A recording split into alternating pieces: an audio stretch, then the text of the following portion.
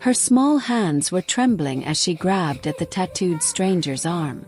Mascara from her mother's makeup smeared across her tear-soaked cheeks. Her voice raw from screaming. "They took my mama.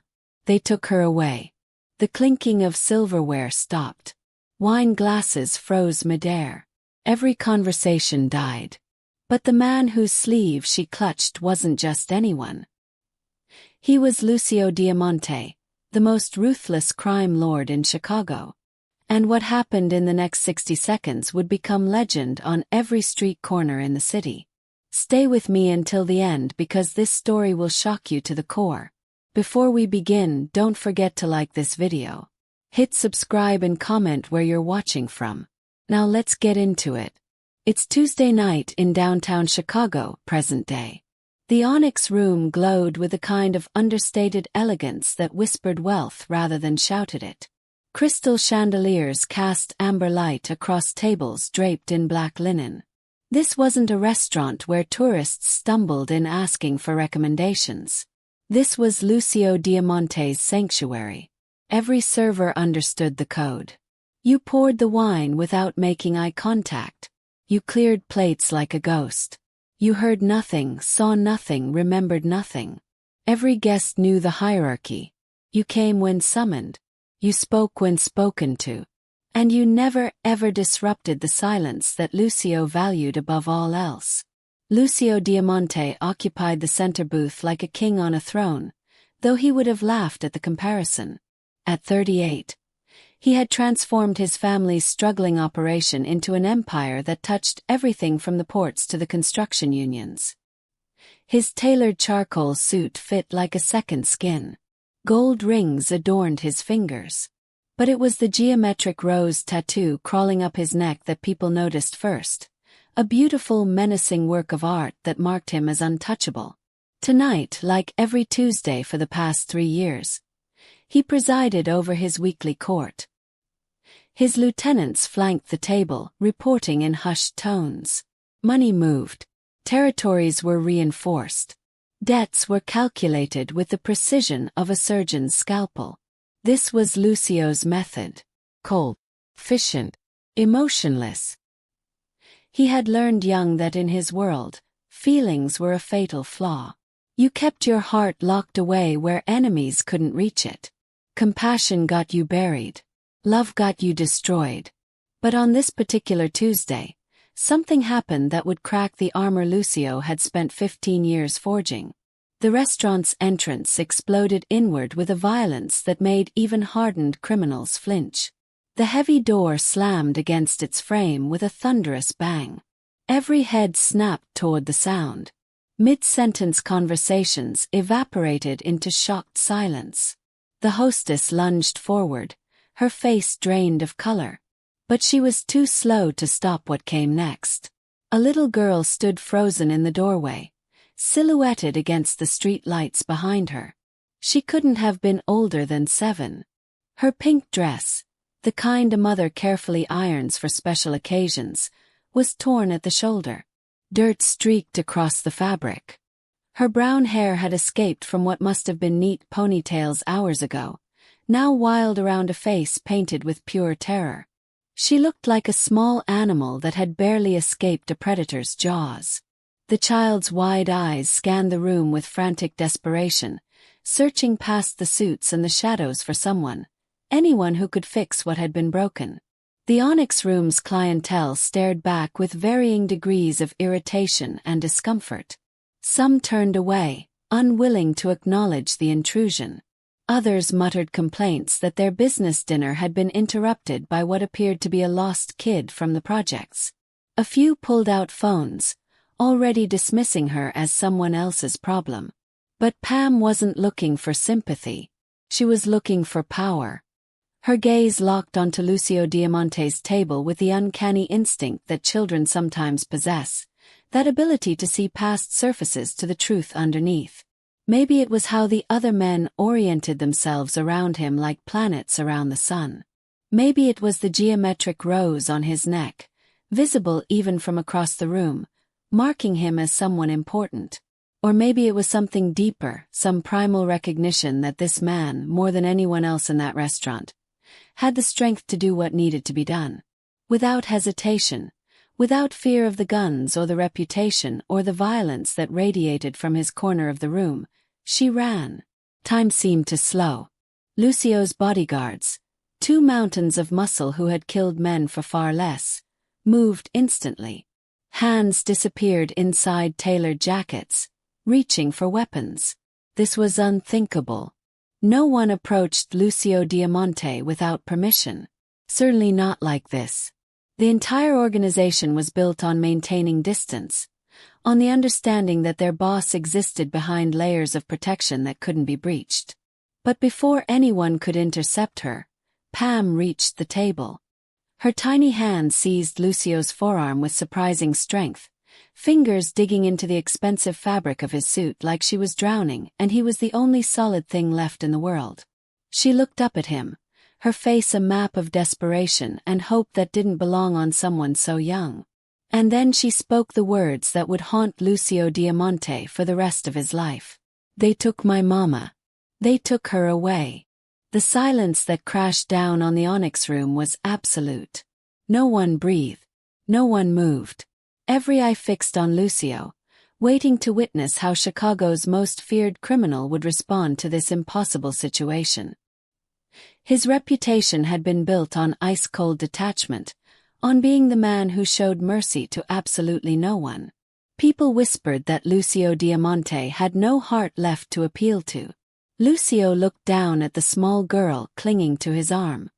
Her face was tilted up toward his, those brown eyes swimming with tears and terror and a desperate, foolish faith that he might care. In that frozen moment, something happened in Lucio's chest that hadn't happened in 15 years. Something cracked. Something shifted. Something that felt dangerously close to emotion. You see, Lucio Diamante hadn't always been the ice-cold enforcer that ruled Chicago's underworld. Once, a lifetime ago, he had been a different man. A man who understood what it meant to have everything worth living for ripped away in a single moment. 15 years earlier, when Lucio was just 23 and still believed the world could be kind, he had a younger sister named Isabella. She was only 8 years old, all gap-toothed smiles and scraped knees, the only light in their family's dark world. While Lucio was being groomed to take over the family business, Isabella represented something pure, something untouched by the blood and violence that funded their lives. She was his responsibility, his purpose, the one person he swore would never be touched by the ugliness he dealt in. But Lucio's enemies understood the oldest rule in organized crime. You don't go after a man directly when you want to break him. That's too quick, too merciful. You go after what he loves. You destroy the thing that gives his life meaning. They took Isabella on a Thursday afternoon, right outside her ballet class. Lucio received the call while he was in a meeting, his father's voice on the other end barely recognizable through the anguish. They found her 3 days later. The ransom had been a setup. Message. A demonstration that no one in the Diamante family was untouchable. The investigation yielded nothing. Witnesses forgot what they'd seen. Security footage mysteriously corrupted. And Lucio learned the cruelest lesson of his life. In his world, love was a weapon that would always be used against you. Caring about someone was painting a target on their back. From that day forward, Lucio Diamante built walls around his heart that were higher and thicker than any fortress. He became ruthless because ruthlessness was armor. He became feared because fear kept people at a distance. And he became isolated because isolation meant no one else could be taken from him. No more sisters. No relationships. No weaknesses. For 15 years those walls had held firm. Unbreached. Impenetrable. Until a 7-year-old girl in a torn pink dress grabbed his arm and looked at him like he was her only hope. The Onyx room existed in that shadowy space between legitimate business and criminal enterprise, where both worlds met and pretended not to recognize each other. Located on the 3rd floor of a converted warehouse in the Loop, It had no sign outside, no advertisements, no Yelp reviews. You either knew about it or you didn't matter. The elevator required a keycard. The hostess recognized faces, not reservations. And the prices weren't listed on the menu because if you had to ask, you couldn't afford to be there. Lucio had purchased the building 5 years ago through a web of shell corporations so complex that even federal investigators had given up trying to untangle them. The restaurant was his masterpiece, his statement. While other bosses hid in basement social clubs or conducted business in the backs of pizza joints, Lucio Diamante held court in understated luxury. The message was clear. He had evolved beyond the old ways, beyond the stereotypes. He was a businessman who happened to control every illicit operation from the stockyards to the lakefront. The decor reflected his personal aesthetic. Black marble floors polished to a mirror shine. Walls painted in deep charcoal and accented with gold leaf that caught the light from Murano glass chandeliers. Each table was positioned for maximum privacy, separated by frosted glass panels etched with geometric patterns. The bar along the back wall displayed bottles of scotch and wine that cost more than most people's monthly rent. Everything whispered exclusivity, power, taste. But it was Lucio himself who truly defined the space. When he entered a room, the temperature seemed to drop. Conversations paused mid-sentence. Eyes dropped to tables. Even men who had committed unspeakable acts in service to their own ambitions felt their spines straighten involuntarily in his presence. It wasn't just his reputation, though that certainly preceded him. It was something deeper, something primal. Lucio Diamante radiated controlled violence the way a coiled snake radiates danger even when perfectly still. His appearance was carefully calculated to project exactly the right image. Tonight he wore a charcoal three-piece suit custom-tailored by a clothier in Milan who served only 6 clients worldwide. The fabric moved like liquid shadow when he shifted. A crisp white shirt, no tie. He found them restrictive and old-fashioned. Gold cufflinks caught the light when he reached for his wine glass. 3 rings adorned his right hand. His family's signet ring, a band of hammered gold, and a black onyx piece that matched the restaurant's name. A gold chain glinted beneath his collar, just visible above the geometric rose tattoo that had become his signature. The tattoo itself told a story to those who understood the language. The rose, intricate and beautiful, represented his family's legacy. But the geometric patterns that contained it, sharp angles, precise lines, mathematical coldness, that was all Lucio. Beauty constrained by order. Emotion controlled by logic. It climbed from his collarbone up the left side of his neck, impossible to hide and impossible to ignore. In meetings with legitimate businessmen, they tried not to stare at it. In meetings with criminals, they understood exactly what it meant.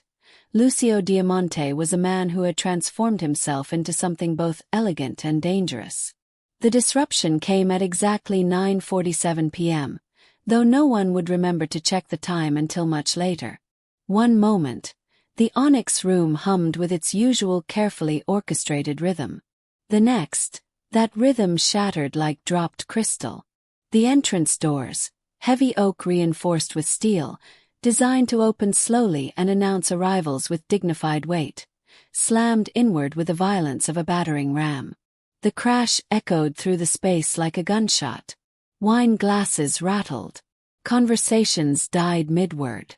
Heads snapped toward the sound with the synchronized precision of a flock of birds sensing a predator. Marco, the doorman who had worked for Lucio for 3 years and had once broken a man's arm for touching the brass handles wrong, stumbled backward into the hostess stand. His hand moved instinctively toward the weapon beneath his jacket, then froze.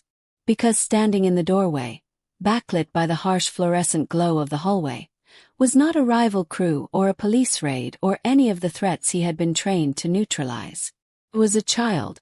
Pam stood there for a heartbeat, her small chest heaving with exertion, her eyes wild and unfocused. She looked like she had run for miles. Her pink dress, the kind with a Peter Pan collar and careful buttons that mothers spend time selecting, was torn at the left shoulder, the fabric hanging loose. Dark smudges of dirt streaked across the skirt. One of her white socks had fallen down around her ankle. The other was missing entirely. Her brown hair, which had clearly started the evening in neat ponytails tied with matching pink ribbons, now hung in tangled knots around her face. But it was her face that stopped everyone cold. Tears had carved clean tracks through the grime on her cheeks. Her eyes were swollen and red, the whites visible all around the iris in a way that spoke of absolute terror. Her bottom lip trembled uncontrollably. And there was something else. Something in her expression that made even hardened criminals uncomfortable to witness. It was the look of a person whose entire world had just collapsed, who had lost the one thing that made life make sense. The hostess, a woman named Adriana who had seen her share of strange situations in this restaurant, recovered first.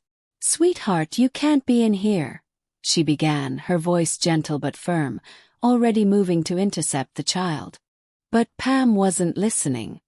Her gaze swept across the room with desperate intensity, taking in the tables of well-dressed men, the glittering chandeliers, the Baroque luxury that must have seemed like something from another planet to a 7-year-old. She was searching for something. When her eyes moved past the startled diners, past Marco still standing frozen by the door, past the bodyguards who had begun moving toward her with the careful wariness of men approaching something unpredictable. Then her gaze found Lucio. Something clicked in her expression. Recognition, hope, desperate calculation. Maybe it was the way every other man in the room had unconsciously oriented himself in relation to Lucio's table. Maybe it was the gold that caught the light, the expensive suit, the tattoo that marked him as different from everyone else. Or maybe it was that same inexplicable instinct that sometimes guides children to truth, that ability to see power stripped of all its disguises. Without warning, without hesitation, she moved. "Hey! Stop!" Marco lunged forward, but Pam was already past him, her small legs pumping with adrenaline-fueled speed. She dodged between tables with the nimbleness of panic, ignoring the startled exclamations of patrons who jerked back to avoid her. Adriana reached out but caught only air. One of Lucio's lieutenants started to rise from his seat, but she was already past him.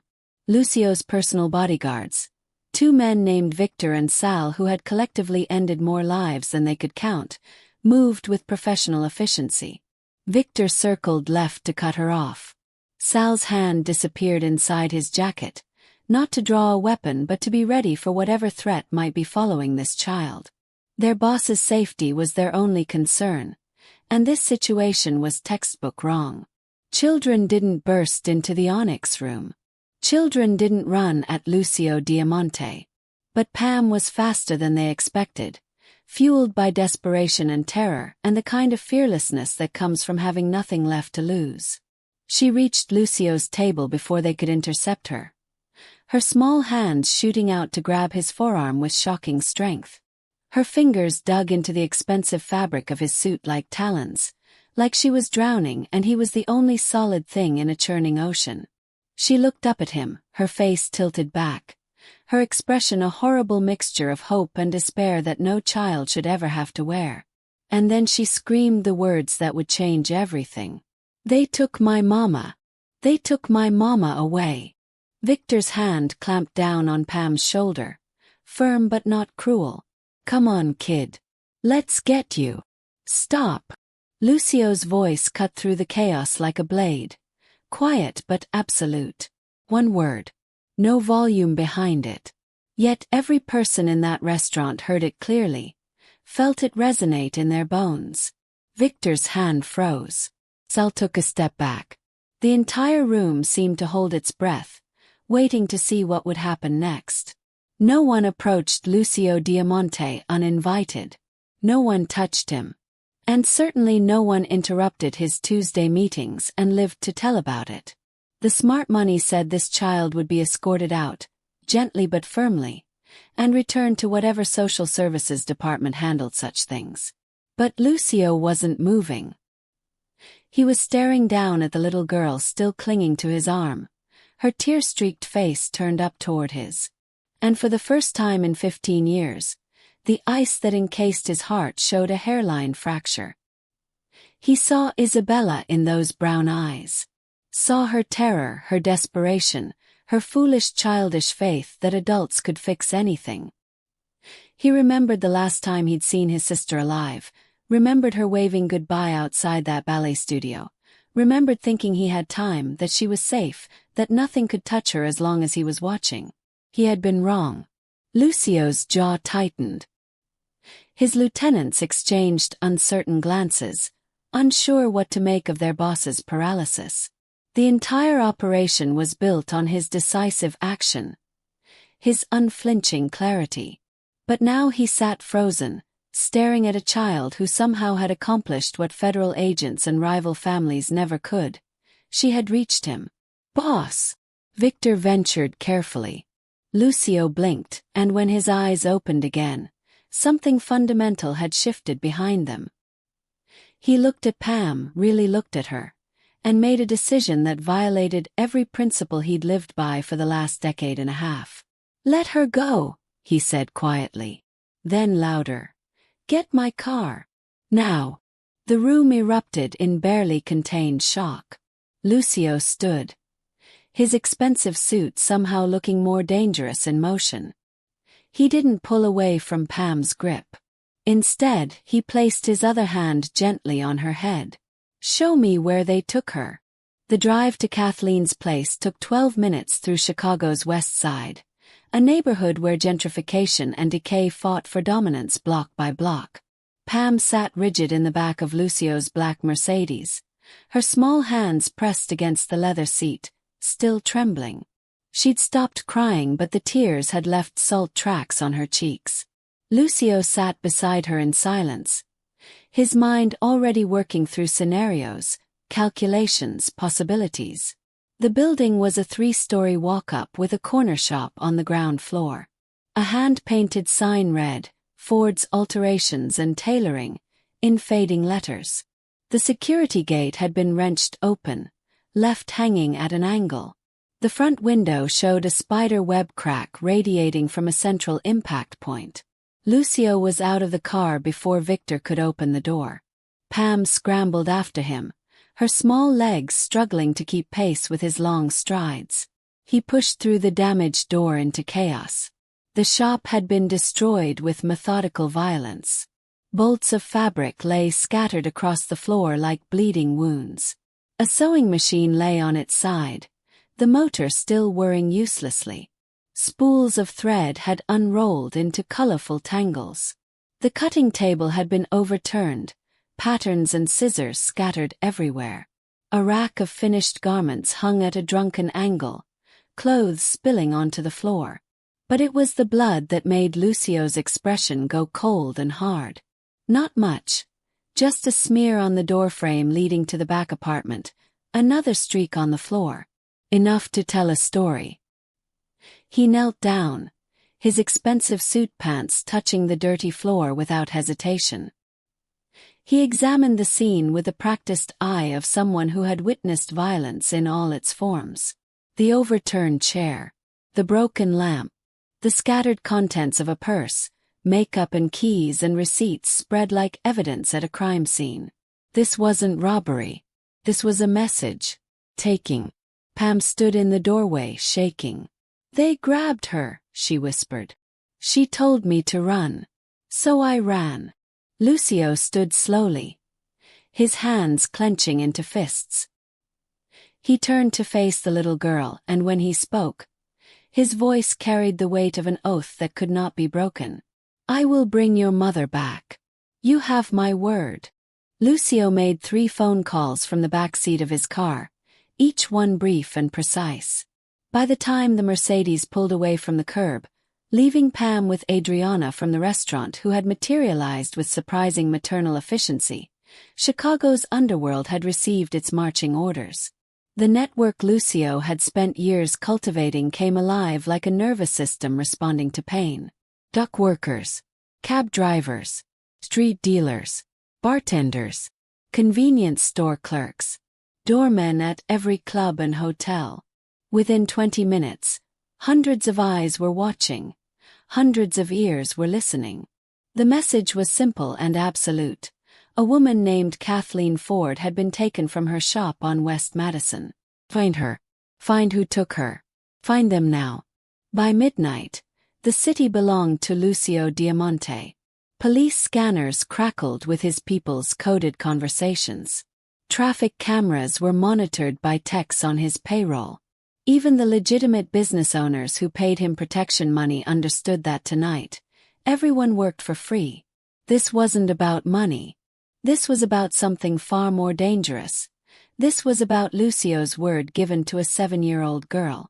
The breakthrough came at 12:47 a.m. from an unlikely source. A bartender at a dive called Murphy's on the south side made the call to Victor's burner phone. 3 men had rolled in an hour ago, flush with cash and adrenaline, buying rounds and talking too loud about easy money, and teaching someone a lesson. One of them kept checking his phone, nervous. Another had what looked like blood on his collar. Amateur hour. Victor didn't bother with subtlety. He walked into Murphy's with 5 of Lucio's most efficient operators, men whose faces rarely appeared in daylight and never in police files. The bar went silent. The 3 men at the corner booth barely had time to register what was happening before hands clamped down on their shoulders, weapons pressed against their spines, and they were being hauled toward the back exit. "Hey! What the you can't just..." One of them started. A hand covered his mouth. Another blow to the kidney doubled him over. Within 90 seconds, all 3 were zip-tied and loaded into a panel van. The bartender went back to wiping glasses. The other patrons suddenly remembered they hadn't seen anything. The van drove to a warehouse Lucio owned near the old stockyards, a place where screams wouldn't carry and concrete floors were easy to hose down. By the time it arrived, Lucio was already there, waiting in the shadows. His patience exhausted and his mercy non-existent. The 3 men were zip-tied to metal chairs under a single fluorescent light that buzzed and flickered overhead. Their names, Lucio would learn, were Danny, Marcus, and a kid they called Rook who couldn't have been older than 19. They sat in varying stages of panic, from Danny's defiant jaw-clenching to Rook's visible trembling. Lucio emerged from the darkness like something conjured from their worst nightmares. He didn't storm in. He didn't rage. He simply walked forward with measured steps, his shoes clicking against the concrete with funeral precision. The geometric rose on his neck seemed to pulse in the harsh light. He stopped 6 feet away and studied them with the clinical detachment of a man examining insects. When he spoke, his voice was barely above a whisper. Somehow, that made it infinitely more terrifying than any scream could have been. "Where is Kathleen Ford?" Danny tried to maintain his composure. "Look, man, we don't know what you're..." Lucio held up one hand. The denial died in Danny's throat. From his jacket pocket, Lucio withdrew a piece of paper, carefully folded. He unfolded it with deliberate slowness and held it up to the light. It was a child's drawing. Crayon on construction paper. A stick figure woman with yellow hair next to a smaller stick figure girl in a pink triangle dress. Above them, a wobbly sun and the words "me and mama" in uncertain letters. Pam had been clutching it when Adriana took her away. Had pressed it into Lucio's hand like a talisman. "This," Lucio said softly, "is what you destroyed tonight. A 7-year-old girl's world." He stepped closer, and all 3 men instinctively tried to lean back despite the zip ties holding them in place. "So I'll ask one more time. Where? Mother?" Marcus broke first, the words tumbling out. "The riverfront. Riverside Industrial Park, Building 12. But man, you don't understand, it wasn't supposed to. She owed money. $300 to Mr. Jean for late rent and..." $300. Lucio's whisper could have frozen blood. He looked at the drawing again, at the careful way Pam had colored in her mother's smile. You took a mother from her child over $300. It wasn't like that. Rook blurted, his voice cracking. Jean said just scare her, make an example. We didn't mean for the kid to. But she did see. Lucio folded the drawing and placed it back in his pocket, right over his heart. She saw everything. And then she had to run through this city, terrified and alone, looking for someone who could save her mother. He leaned down until his face was level with theirs. Do you understand what you've done? The silence that followed was answer enough. Lucio straightened, pulling out his phone. He didn't need to torture them for more information. Fear had already extracted everything useful. Riverside Industrial Park, Building 12. A lone shark named Jean who operated out of Chinatown. Small-time but vicious enough to make examples of people who couldn't pay. Victor appeared at Lucio's shoulder. Want me to handle Jean? No. Lucio's voice was ice. I'll handle this personally. He looked back at the three men zip-tied to their chairs. Keep them here. Live. They're going to watch what happens when you cross lines that shouldn't be crossed. He walked toward the warehouse exit, already dialing. The phone rang twice before a cautious voice answered in Mandarin-accented English. Who is this? My name is Lucio Diamante. You have one of my people. A woman named Kathleen Ford. Then carefully. I don't know what you're talking about. Building 12. Riverside Industrial Park. Your three men are currently explaining their mistake to me. Lucio pushed through the warehouse door into the cold night air. Here's what's going to happen, Mr. Jean. You're going to bring Kathleen Ford to the front entrance of that building. Unharmed. You have 20 minutes.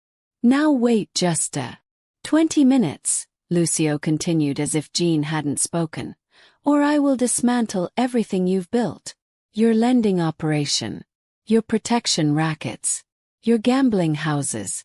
I will erase you from this city so completely that people will forget you ever existed. His voice dropped to a whisper that somehow carried more threat than any shout. You crossed a line even men like us don't cross. Women and children are off limits. That's the code. You violated it over $300. It was business. She owed. She's a seamstress with a 7-year-old daughter. You terrorized a child. Lucio opened the door to his Mercedes. 19 minutes now, Mr. Jean. I suggest you start moving. He ended the call and looked at Victor. Get everyone to Riverside. And bring the girl's drawing. Jean needs to see exactly what he destroyed. The hunt was ending. The reckoning was beginning. Lucio arrived at Riverside Industrial Park with 17 minutes to spare and a convoy of 5 vehicles.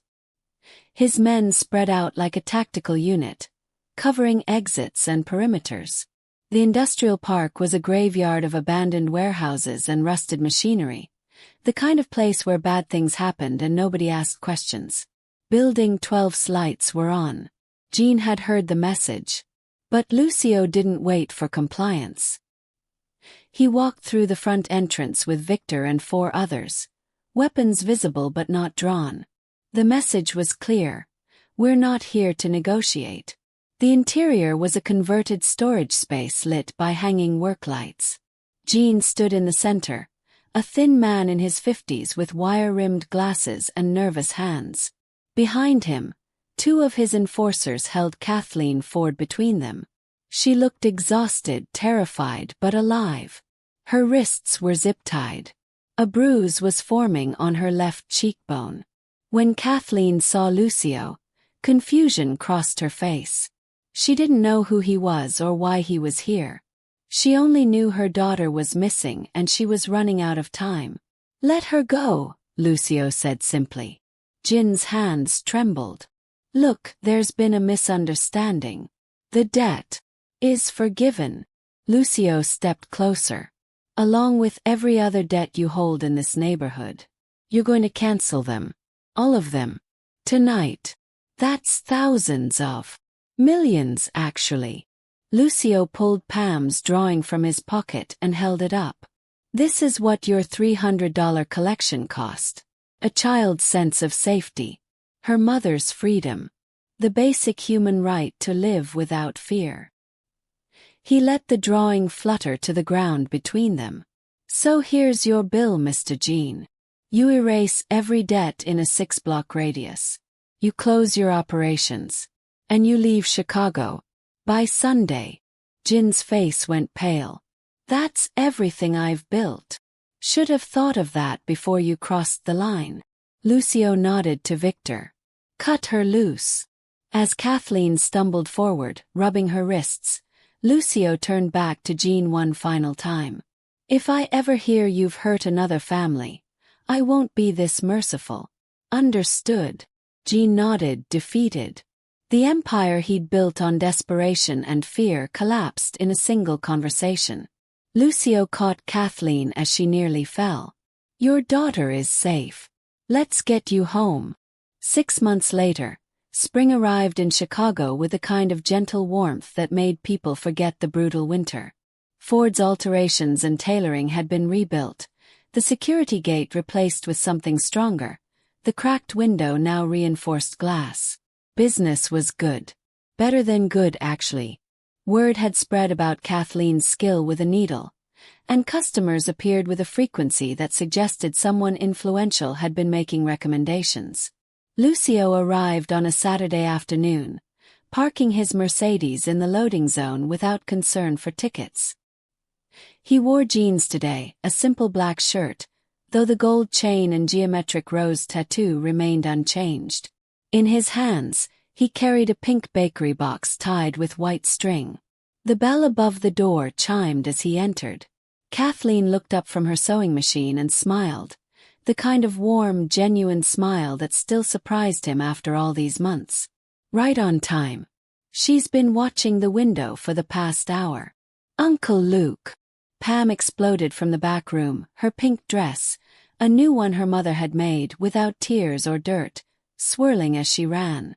She crashed into his legs with the enthusiasm of someone who had learned that the world, while dangerous, also contained people who kept their promises. Lucio knelt down, setting the bakery box aside. How's my favorite artist? She thrust a piece of construction paper at him, this one showing 3 stick figures instead of 2. I added you. See? That's you with the rose on your neck. He studied the drawing with the seriousness it deserved. The 3rd figure stood between the woman and the girl, taller, broader, protective. It's perfect. I'll put it on my office wall, next to the other ones, right in the center. He opened the bakery box to reveal cannoli from the Italian bakery in Little Italy. Your mom said you finished your math homework. Kathleen came over, wiping her hands on her apron. 6 months ago, she had looked at Lucio with fear and confusion. Now there was something else, gratitude, yes, but also trust. He had become a constant in their lives, appearing every Saturday like clockwork, never intrusive but always present. He paid for Pam's school supplies without being asked, made sure the shop's security system was maintained, ensured that no one in the neighborhood would ever threaten them again. Stay for dinner? Kathleen asked. It was the same question she asked every week. And like every week, Lucio nodded. I'd like that. As Pam dragged him toward the small table in the back where they always ate, chattering about her week at school, Lucio felt something he hadn't experienced in 15 years. Not redemption exactly. Not absolution for the things he'd done or the man he'd become. But something close. Something like family. Thank you for watching this story to the end. If you enjoyed this story, you will surely love the next one. It's as interesting and even more intriguing as you can ever imagine. So do check it out. Stay with us and subscribe to watch the next one.